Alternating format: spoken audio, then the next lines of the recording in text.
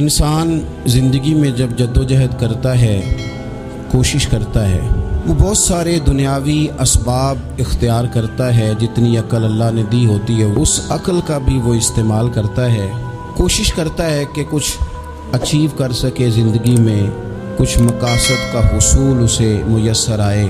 عزیز بھائیوں، ایک بات اپنے ذہن میں اچھی طرح بٹھا لیں اور لکھ لیں کہ زندگی میں جو کسی بندے کو کامیابی حاصل ہوتی ہے وہ رب تعالیٰ کی مدد سے حاصل ہوتی ہے۔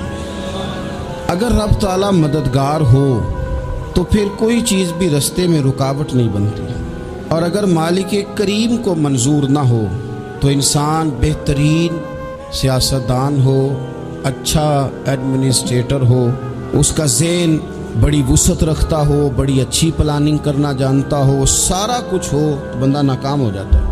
مسلمانوں کو جتنی کامیابیاں ملی ان کا پس منظر صرف اتنا تھا کہ اللہ تبارک و تعالیٰ نے اپنے بندوں کی مدد فرمائی، اور اب تعالیٰ نے قرآن مجید میں اس حقیقت کا بیان کیا، فرمایا بل اللہ مولاکم، فرمایا بلکہ اللہ تمہارا مولا ہے، وَهُوَ خَيْرُ النَّاصِرِينَ، اور وہ بہترین مددگار ہے۔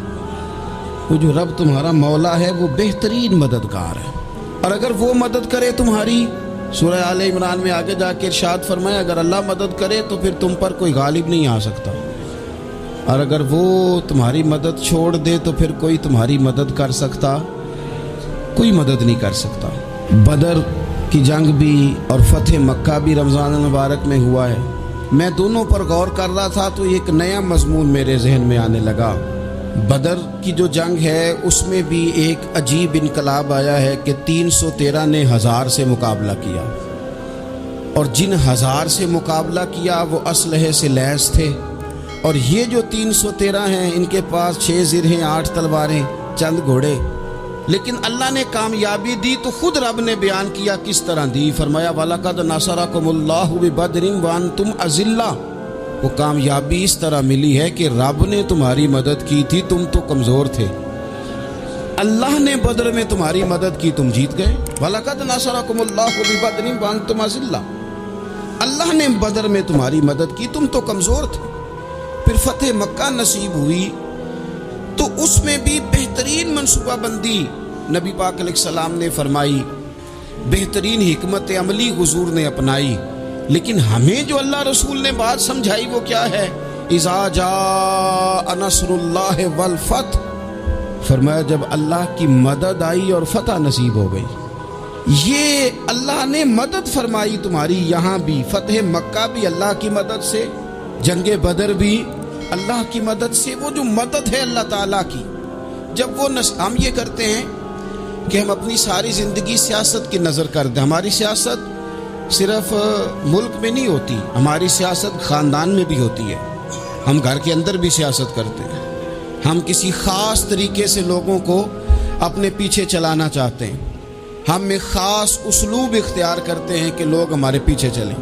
اس کا نقصان ہمیں یہ ہوتا ہے کہ سیاست جو ہوتی ہے یہ شطرنج کے ہیر پھیر کی طرح ہوتی ہے، تو اس کے راز بڑی جلدی کھلنے لگ جاتے ہیں، پتہ چل جاتا ہے کہ بندہ مخلص نہیں تھا، سیاست کر رہا تھا، طریقے سے اس نے جوڑ کے رکھا ہوا تھا۔ ہم ہر جگہ سیاست کے بل بوتے پر چیزوں کو لے کے چلنا چاہتے ہیں، سیاستیں ناکام ہو جاتی ہیں، سیانے لوگ فیل ہو جاتے ہیں، بچتا صرف وہی ہے جس کے پیچھے رب تعالیٰ کی مدد شامل حال ہوتی ہے۔ اپنی زندگی کے اندر ہم جو کچھ بھی کر رہے ہیں، جس شعبے سے بھی ہمارا تعلق ہے، آج ہم نے اس بات پہ غور کرنا ہے کہ پہلے تو یہ غور کر لیں کہ جو کام ہم کر رہے ہیں کیا وہ کام ایسا ہے کہ اس میں اللہ کی مدد ہمیں ملے گی؟ اگر آپ کوئی معاذ اللہ ناجائز کام کر رہے ہیں، فعل حرام کا ارتکاب کر رہے ہیں، تو اس میں تو مدد الہی آئے گی نہیں۔ پہلے تو یہ دیکھیں جو کر رہے ہیں وہ کام مدد الہی والا ہے، اور اگر اللہ تعالیٰ کی مدد والا وہ کام ہے پھر اس پر غور کریں کہ کیا ہم نے مالک سے مدد کا سوال کیا ہے، ہمیں مدد میسر آ رہی ہے۔ وہ میں نے بزرگوں سے ایک بات سنی تھی، وہ بڑی یاد رہ گئی۔ وہ فرمایا کرتے تھے قابلیت بھی بڑی چیز ہے لیکن قبولیت سب سے بڑی چیز ہے۔ قابل ہونا بھی بڑی بات ہے لیکن زیادہ بڑی بات یہ ہے کہ اس کی بارگاہ میں قبول بھی ہے کہ نہیں۔ اپنی زندگی میں اللہ کی مدد کی طرف بڑھیں، मालिक की मदद का हुसूल इख्तियार करने की कोशिश करें, अल्लाह के साथ अपने आप को जोड़े। अगर अल्लाह की मदद नसीब हो, ये जो हम जितना डरते रहते हैं, सहमे रहते हैं, परेशान रहते हैं, कोई क्या कर देगा, हमारे यहाँ ना हर शोबे में माज़अल्लाह एक माफिया है, इल्ला माशाअल्लाह। वो माफिया कहता है मेरे साथ मिलोगे तो मैं चलने दूंगा, वरना मैं नहीं चलने दूंगा। मार्केट में आ ही नहीं सकता फलाना बंदा, क्योंकि यहाँ हमारा कब्जा है। और मेरे भाई, फिर बहुत सारे लोग जिनकी नीयतें और इरादे बड़े अच्छे होते हैं शुरू में, वो भी उस माफिया का शिकार हो जाते हैं और उनके रंग में रंग जाते हैं। याद रखना, किसी शख्स की ब्लैकमेलिंग का कभी शिकार ना होना, कभी किसी की मीठी और मुसज्जा मुकफ़ा बातों का शिकार ना होना। कोई क्या कर सकता है अगर अल्लाह मददगार हो तो? जिसको रब करीम उठाना चाहे उसे कोई गिरा सकता है? हम ये डरे डरे सहमे परेशान फैसला करने की ताकत नहीं, मुझे चलना चाहिए कि नहीं, उठना चाहिए कि नहीं, करना चाहिए। उठ बांध कमर क्यों डरता है? फिर देख खुदा क्या करता है। हज़रत अब्दुल्ला इब्न अब्बास फरमाते हैं, मेरे नबी पाक अलैहिस्सलाम ने मेरी तरबियत फरमाई, हुजूर ने मेरी तरबियत फरमाई। और महबूब पाक अलैहिस्सलाम ने फरमाया, अब्दुल्ला याद रखना, ये नौजवान दोस्त मेरी बात लिख लें, परेशान लोग मेरी बात लिख लें, जिनके पास कुव्वत फैसला नहीं वो इस बात को लिख लें। हज़रत अब्दुल्ला इब्न अब्बास फरमाते हैं, मेरे नबी पाक अलैहिस्सलाम ने मुझसे फरमाया था, अब्दुल्ला सुन, अगर सारी दुनिया मिल के तेरा कोई नफ़ा करना चाहे, कर नहीं सकती जब तक मेरे रब की रज़ा ना हो। और फरमाया सारी दुनिया मिल के तेरा कुछ बिगाड़ना चाहे तो अब्दुल्ला बिगाड़ नहीं सकती जब तक रब करीम की हिकमत का तकाजा ना हो। लोगों से डरना, लोगों की तरफ देखना, माहौल देख के अपने राह का तयन करना, हर बंदे के ख्यालात के मुताबिक ढलने की कोशिश करना, फलाना ना नाराज हो जाए, फलाना ना नाराज हो जाए, वो जिसने होना हो जाए, बस रब रसूल नाराज ना हो। अपनी जिंदगी में अपने मालिक को मौला जान के, बलिल्लाहु मौलाकुम, अल्लाह तुम्हारा मौला है, वहुवा खैरुन नासिरीन, वो बेहतरीन मददगार है। तवज्जो जब भी करें रब की जानिब करें, अपने दिल का किबला दुरुस्त रखें, सोचों के जाविये सीधे रखें। मेरे भाई, मालिक जब बंदोबस्त कर देना, जब मालिक बंदोबस्त करते हैं, फिर ऐसा बंदोबस्त करता है कि लोगों के पास ना चारा नहीं रहता। हज़रत मरियम रज़ियल्लाहु ताला अन्हा पाकबाज थी, मस्जिद में रही थी, पर मालिक की हिकमत के तकाजे बड़े अजीब है ना। फिर जनाब मरियम को अल्लाह ताला ने बग़ैर शौहर की औलाद अता कर दी। ये बात ही ऐसी थी, वो किसी ने कहा था कि मखलूक तो फनकार है इस दर्जा के पल भर में, संगे दरे काबा से भी असनाम तराशे, तुम कौन हो क्या चीज़ है दागे कबाबी। लोगों ने तो मरियम पे भी इल्ज़ाम तराशे। तो लोगों ने कहा किधर से ले आई बच्चा, तेरा बाप तो ऐसा नहीं था, कहां से ले आई? अल्लाह करे मैं आपको समझा सकूं, जरा अपने आप को वहां खड़ा करें कि एक पाक बाज औरत, पाक बाप की बेटी, तैयब माँ की बेटी, और अल्लाह के घर में परवरिश पाने वाली खातून, एक वो वक्त और एक ये वक्त कि उस औरत को कटहरे में खड़ा करके पूछा जा रहा है कि माज़अल्लाह तेरी गोद में बच्चा जायज नहीं है, कहां से लाई है? अब खुद से सफाइयां बंदा कितनी को दे, कितनी को वजाहतें करे। और मैंने तो अपनी जिंदगी में देखा है, ज्यादा वजाहत देने वाले को भी लोग झूठा समझने लग जाते हैं। ज्यादा वजाहत देने पर भी लोग कमजोरी का इजहार समझते हैं कि कमजोर पड़ गया। आप सुलह की कोशिश करते हैं, सामने वाला बुज़दिल समझ लेता है। ज्यादा वजाहतें भी कमजोर कर देती हैं। अब हजरत मरियम को कटहरे में खड़ा करके कहा बच्चा किसका है? तो फिर खुदा बंदोबस्त जब करे, अल्लाह जब मददगार हो, तो फिर हजरत मरियम की गवाही दरख्तों से नहीं दिलवाई, उसने पत्तों से नहीं दिलवाई, फिर फरिश्ते नहीं भेजे। हजरत मरियम कहने लगी मुझसे ना पूछो, वो जो पंगूड़े में है उसी से पूछ लो, उनसे पूछो ना, वो कौन है पूछ लो, उनसे कर लो सवाल। उन्होंने कब पंगूड़े में चंद दिनों का बच्चा, ये जवाब देगा? मददगार था रब। उनकी बरात का ऐलान करना था मालिक ने, और जब मालिक ऐलान कर दे, जब मालिक तेरी सफाई देना चाहे, जब मालिक तुझे दुनिया के सामने निखारना चाहे, تو पंगूड़े में लेटे हजरत ईसा बोल के कहने लगे इन्नी अब्दुल्लाह आतानी अल किताबा, फरमाया मैं अल्लाह का बंदा हूँ, रब ने मुझे किताब अता करके नबी बना के दुनिया में भेजा है। मैं अल्लाह का बंदा हूँ, किताब लेके आया हूँ, नबी बन के आया हूँ। फिर पंगूड़े से ऐलान हो गया, फिर बच्चा बोल पड़ा। और ये एक दफा नहीं बात हुई, ये बनी इसराइल में एक जुरैज नाम के शख्स भी थे जो नमाज पढ़ रहे थे। बाज ने लिखा है नफल नमाज थी, अम्मा ने पुकारा तो आए नहीं, तो माँ के मुंह से निकल गया तू इतनी देर तक मरेगा नहीं जब तक किसी बेहया औरत का मुंह ना देख ले। तो वो इबादत गुजार थे, लेकिन लोगों ने उनकी इबादत, रियाजत, परहेजगारी को नहीं देखा। बस एक औरत को भेज के इल्ज़ाम लगवा दिया। वो औरत आया जाया करती थी, अब आ जाती हैं औरतें, मसला पूछने की नीयत से भी आ जाती हैं। माहौल में कुछ जगह ऐसी भी हैं जहां औरतें दम कराने के बहाने आ जाती हैं। वो खातून आती जाती थी उस खानकाह पे, आस्ताने पे, ये बुखारी में मौजूद है। फिर उसने कहा मेरी गोद में जो बच्चा है ये इन्हीं का है। मुझे बताएं कैसे बंदा वजाहत दे। हालात खराब हो गए, लोग कुटिया जलाने लगे, माहौल और तरह का बन गया। मेरे नबी पाक अलैहिस्सलाम फरमाते हैं फिर उस रब के बंदे ने कहा मालिक तू करीम है, तेरी मशीयत का तकाजा आया जो मेरी माँ ने जुमले बोले थे, पर अब मैं वजाहत देने के काबिल नहीं रहा, अब तू ही करम करेगा तो दरवाज़ा खुलेगा। तो वो चंद दिनों का बच्चा पंगूड़े में बोल के कहने लगा मैं इस दरवेश का नहीं, मैं तो फलाने चरवाहे का बच्चा हूँ, वो जो बकरियां चराता है। रब की मदद को पुकारें, अपने साथ अपने मालिक की मदद को शामिल करें, थोड़े रिस्क पर भी गुजारा अच्छा होने लग जाएगा। सारे लोग आपको गिराने की तदबीरें कर रहे होंगे और मालिक आपको इज्जतें अता फरमा देगा। उसकी बारगाह से हिकमत का तकाजा और हो जाएगा। हमने सारी जिंदगी लोगों को राजी करने में गुजार दी, सारी जिंदगी बुढ़ापा आ गया बच्चों को पालते, और बच्चों ने आखिरी उम्र में कह दिया अब्बा अगर कोई ढब का काम कर लेते तो आज हमारे दिन भी फिर न जाते। सारी जिंदगी गुजार दी बहन भाइयों को राजी करने में, सारी जिंदगी गुजार दी जिम्मेदारियां उठाने में।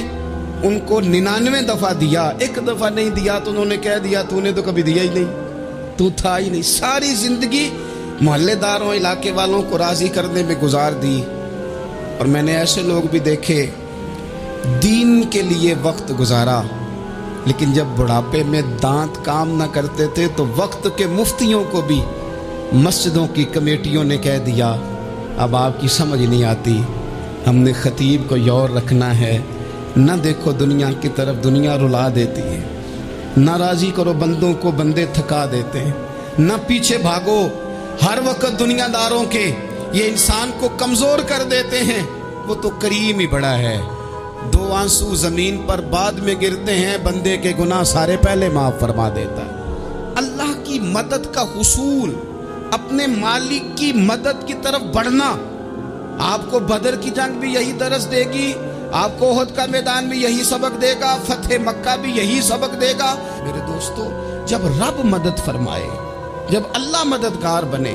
दोस्तों से एक बात अक्सर करता हूँ, मैं कहता हूँ कि जितने दर्द से आप अमीर को अपनी कहानी सुनाते हैं ना, और जिस तरह आपके आंसू बात करने से पहले गिर जाते हैं कि गरीब हैं, बच्चियां हैं, कारोबार नहीं, ओ मेरे संगियों, इससे आधे आंसू अपने रब की बारगाह में बखेरो, उसके हुजूर अर्ज गुजार हो जाओ, उससे तलब करो। एक वक्त इंसान पर जिंदगी में ऐसा आता है कि उसे यूं महसूस होता है कि मेरा साया भी जरा सा पीछे हट गया है। उसे यूं लगता है कि मैं किसी सहारे पे हाथ डालता हूं तो वो भाग जाता है मुझसे। लेकिन मालिक की बारगाह ऐसी अजीम बारगाह है, रब रसूल के आस्ताने इतने बड़े हैं कि आप जब वहां कशकोले तलब दराज करते हैं तो झोली फैलाने में देर लगती है, उनको भरने में तो कोई देर नहीं लगती। हमने अपना सोच का किबला ही दुनिया को बना लिया है। ये जो अल्लाह वालों की मदद है ये तो है नहीं, अल्लाह ही की मदद है। लेकिन ये जो सेठों की तरफ तवज्जो करना, नवाबों की तरफ तवज्जो करना, दुनियादारों की तरफ तवज्जो करना और अपना मिजाज इस तरह का बना लेना, यारो गर्दन को झुका देता है खैरात का पत्थर, जहां में मांगने वालों के सर कभी ऊंचे नहीं होते। اور اقبال کہتے ہیں غیرت ہے بڑی چیز جہان تگ و دو میں، پہناتی ہے یہ فقر کو تاج سردارا۔ میں عرض کروں گا کہ اپنی آپ جب توجہ کا قبلہ اللہ رسول کو بنائیں گے تو رب فرماتے ہیں وَيَرْزُقْهُ مِنْ حَيْثُ لَا يَحْتَسِبُ، میں نہ تجھے وہاں سے رزق دوں گا جہاں سے کبھی تیرا گمان بھی نہیں گیا ہوگا، یہاں سے بھی مل سکتا ہے، تو نے سوچا بھی نہیں ہوگا۔ بخاری شریف میں حدیث ہے، حضرت جابر ابن عبداللہ فرماتے ہیں نبی پاک صلی اللہ علیہ وسلم نے 300 لوگوں کا ایک لشکر روانہ کیا کسی مہم کے لیے، کسی جہاد کے لیے۔ حضرت ابو عبیدہ بن جراح رضی اللہ تعالیٰ عنہ امیر لشکر تھے۔ فرماتے ہیں غربت اتنی زیادہ تھی، بھوک اتنی زیادہ تھی کہ ایک ایک کھجور دن میں ایک وقت کھانے کو ملتی تھی، اور کچھ دن ایسے آئے کہ اب کھجور بھی نہیں مل رہی۔ فرماتے ہیں اتنی زیادہ بھوک لگی مجاہدین کو، 300 بندہ پتے کھا کے گزارا ہونے لگے۔ یہ بخاری میں موجود ہے۔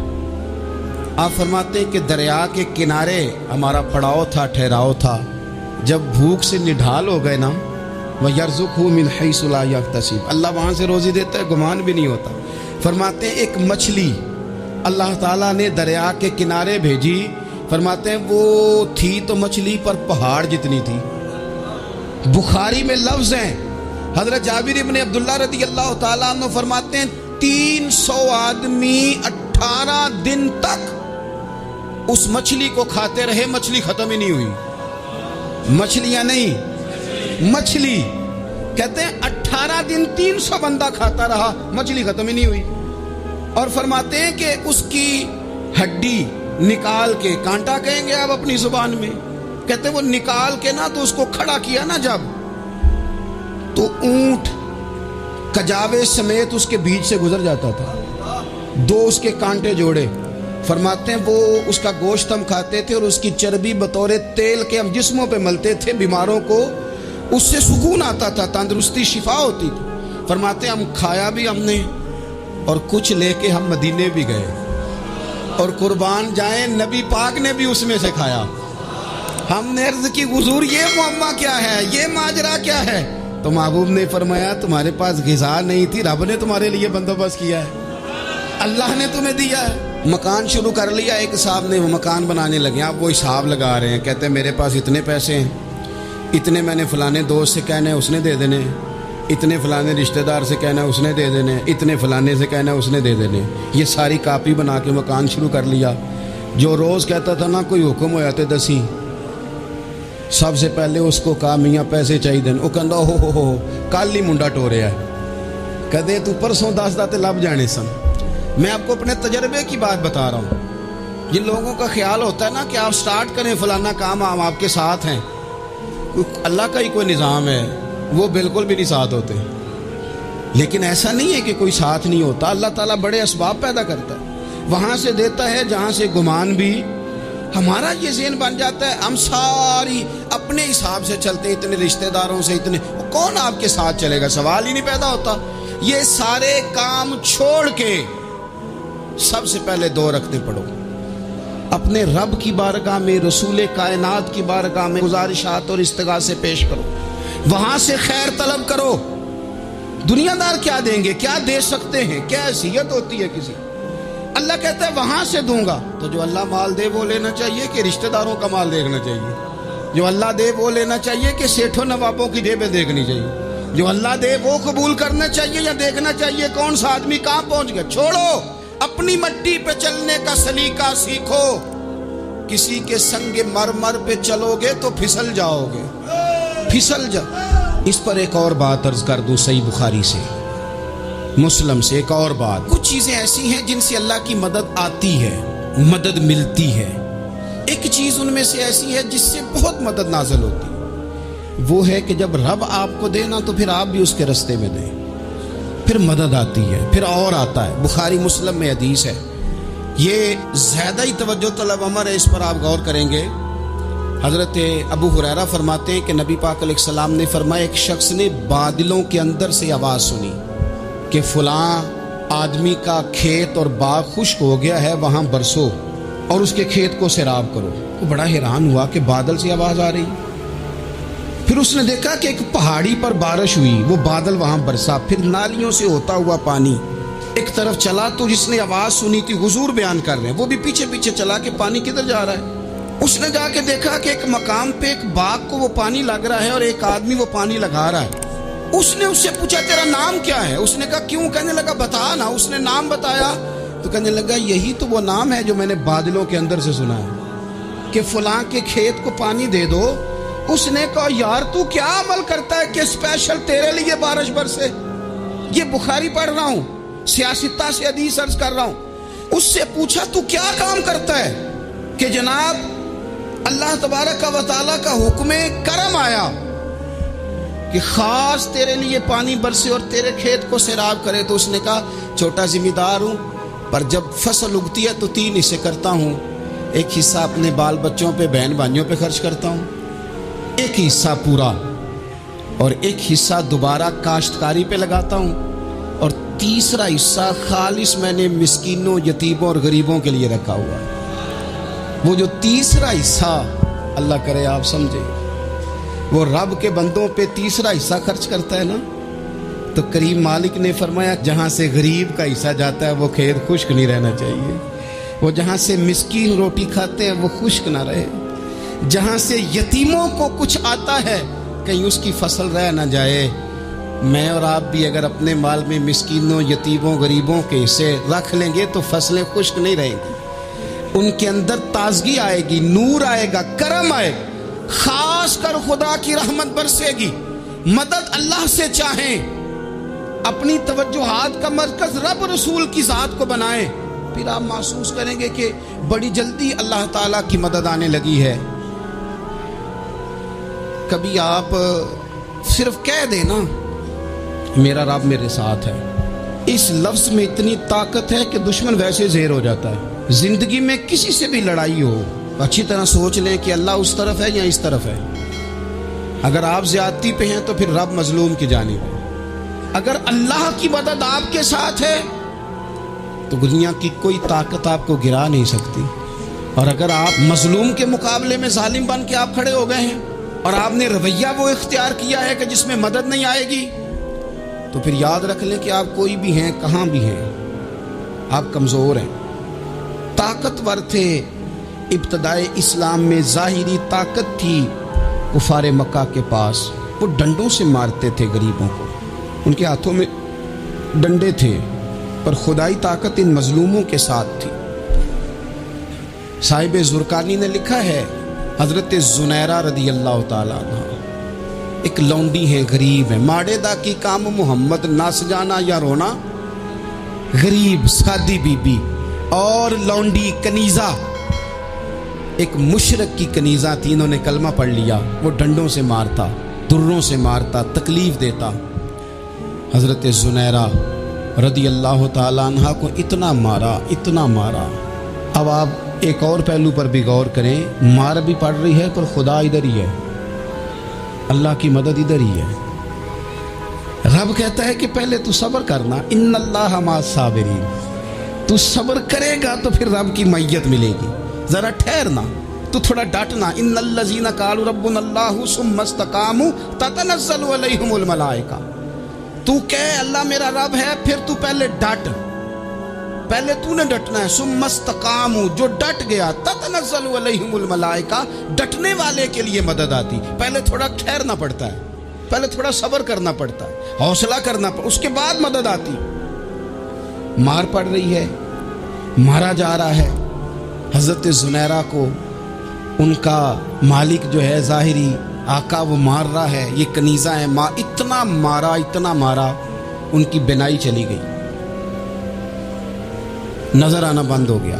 ابو جہل آیا اور کہنے لگا زنیرہ دیکھا نا ہمارے بت تیری آنکھیں لے گئے، معاذ اللہ، لات و منات ہمارے بتوں نے تجھے اندھا کر دیا۔ اب ایسا نہیں ہے کہ بی بی روتی جا رہی ہے، روتی جا رہی ہے، مایوسی مایوسی، معاذ اللہ، پریشانی، غریبی بڑی ہے، پوچھنے والا کوئی نہیں، یہ باتیں نہیں۔ کیا جملے ہیں خاتون کے، کیا لفظ ہیں۔ ابو جہل نے تنزیہ کہا، معاذ اللہ، کہنے لگا دیکھا نا ہمارے بتوں نے تجھے اندھا کر دیا۔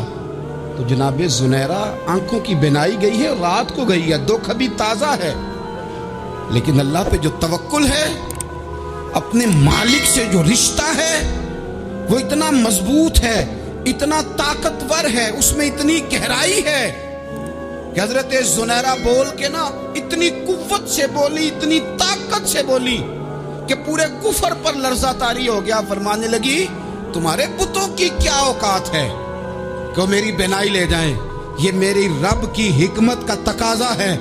جب تک اس نے چاہا زنیرہ دیکھتی رہی، اور جب اس نے چاہا زنیرہ کی آنکھوں کی بینائی چلی گئی، اور اگر وہ چاہے گا نا تو بینائی واپس بھی کر دے گا۔ اگر ہو ذوق یقین پیدا تو کٹ جاتی ہیں زنجیریں، اگر وہ چاہے گا تو بینائی آ بھی جائے گی۔ حضرت زنیرہ نے رات کو یہ لفظ کہے، ابو جہل اور سارے کفار ڈر کے سن کے چلے گئے۔ آپ اطمینان سے آ کے بستر پہ سوئی، جب سویرے اٹھی تو اللہ نے آنکھوں کی روشنی واپس کر دی تھی۔ آنکھوں کی اب چھڑی پکڑی ہے، بازاروں میں گھومتی ہے، کہتی ہیں بلاؤ کدھر ہے تمہارے نعت و منات، دیکھو میرے رب نے روشنی واپس کر دی۔ آ کر میرے ساتھ ادھر آ، ستمگر ہنر آزمائیں، تو تیر آزما ہم جگر آزمائیں۔ بیمار لوگوں یاد رکھو، کہہ دیا ڈاکٹر نے کہ تو بڑا بیمار ہے، تو بڑا کمزور ہے، یہ ہو گیا وہ ہو گیا، تو ڈاکٹر اپنے علم کے مطابق بات کر رہا ہے، ہوگا تو وہ جو میرا رب چاہے گا۔ کمزور ہو جانا، پریشان ہو جانا، تکلیف میں آ جانا، پتہ نہیں بات ہو گئی ہے تو جانے کیا ہو جائے گا۔ اپنی زندگی کے اندر اپنے رب سے رشتہ مضبوط کریں، رسول کائنات سے رشتہ مضبوط کریں، اللہ والوں سے رشتہ مضبوط کریں۔ حضرت زنیرہ نے پیغام دیا کہ زندگی میں جو جینا چاہتے ہیں تو وہ رب کا نام لے کے جی سکتے ہیں، جو اپنی زندگی میں خوشیاں دیکھنا چاہتے ہیں تو رسول اللہ کے نام پر خوشیاں دیکھی جا سکتی ہیں۔ توکل کی بنیاد پر بندہ خوشیاں لے سکتا ہے، اور اگر انسان میں توکل نہیں ہے تو پھر وہ اس کالے جادو سے بھی ڈر رہا ہے، وہ نیلے سے بھی ڈر رہا ہے، وہ پیلے سے بھی ڈر رہا ہے، وہ فلانے سے بھی ڈر رہا ہے، وہ میرے خلاف فلانا رشتہ دار سازش کر رہا ہے تو ڈر رہا ہے، فلانا میرے بارے میں یہ کر رہا ہے تو ڈر رہا ہے، وہ پتہ نہیں دنیا ادھر ہو جائے گی تو کیا ہو جائے گا، اٹھ باندھ کمر کیوں ڈرتا ہے، پھر دیکھ خدا کیا کرتا ہے۔ تو اس ساری گفتگو کا نچوڑ آپ کو یہ عرض کیا ہے، سب سے پہلے تو یہ کہ میدانوں میں مدد بھی اللہ کی، رزق میں مدد بھی اللہ کی، فصلیں خشک ہوں تو مدد پھر بھی اللہ کرے، تو پھر ساری مدد، اور اگر انسان بیمار ہو تو پھر بھی مدد اللہ کی۔ تو اپنے اللہ کی جانب توجہ کو بڑھائیں، آپ اللہ سے مدد کے سوالی بنیں۔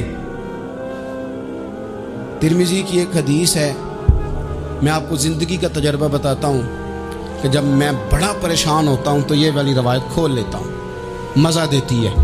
میرے نبی پاک علیہ السلام نے فرمایا اپنے دکھ سیٹھوں نوابوں کو نہ کہنا، مالداروں کا نہ کہنا، ورنہ اللہ تمہیں کبھی غنی نہیں کرے گا۔ فرمایا اپنے دکھ اپنے رب کی بارگاہ میں عرض کرنا، جلدی کرے یا دیر سے کرے اللہ تمہیں لوگوں سے بے نیاز کر دے گا، اللہ تمہیں غنی کر دے گا۔ رات کو بیٹھو نا اس کی بارگاہ، اسے دکھڑے سناؤ، چھوٹی چھوٹی باتیں۔ حضور نے فرمایا نمک بھی مانگو تو رب سے مانگو، چھوٹی چھوٹی بات سے شروع کرو نا۔ جب بندہ شروع کرتا ہے نا چھوٹی چھوٹی چیزیں تو بڑی ساری چیزیں یہ اس طرح ہوتا ہے جیسے بندہ رب سے گفتگو کر رہا ہے، مالک مجھے یہ چاہیے، مالک میں یہاں کمزور ہوں، اللہ میں یہاں پریشان ہوں۔ آپ یہ کر کے تو دیکھیں، لمبی لمبی دعائیں مانگ کے تو دیکھیں، اس کے حضور جوڑ کے تو دیکھیں، آپ دیکھیں گے راحت کتنی ہے، سکون کتنا ہے۔